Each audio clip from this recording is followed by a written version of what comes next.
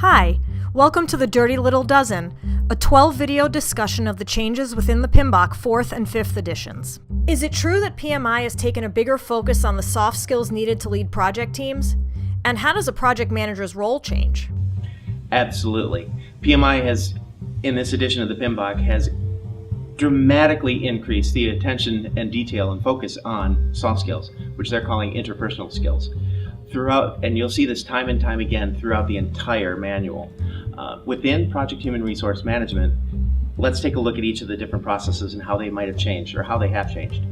First one is Project Human Resource Management. Here they are really looking at clarifying your roles and responsibilities, developing project organizational charts so you can identify where people fit, and really cataloging and documenting a timetable for when you need staff, your staff acquisition, and release of that personnel. The next process is Acquire Project Team. And here it remains basically unchanged, but they've brought in this idea of a multi-criteria decision analysis to help you identify and choose the appropriate team members. Some of the criteria are availability, the cost of the resource, the expertise they bring, the ability, knowledge, and skills that they have, the attitude that they have toward your project and working with you.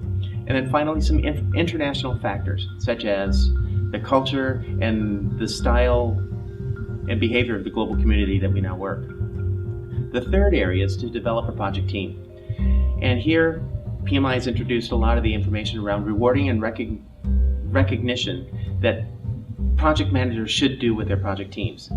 In the past, this has been a conundrum because project managers typically don't feel they have the authority to reward their team members.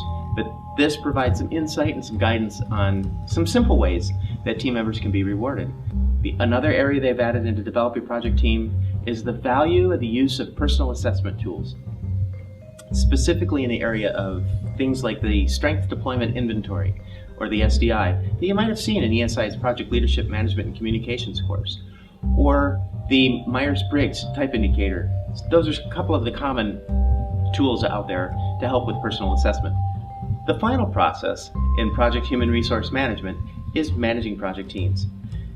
Basically, this one's unchanged. They did, however, add one small output to make sure to remind you to perform team member assessments. And that's just to make sure that you're being nice to your team members and providing valuable information back to their line manager for their annual performance appraisal.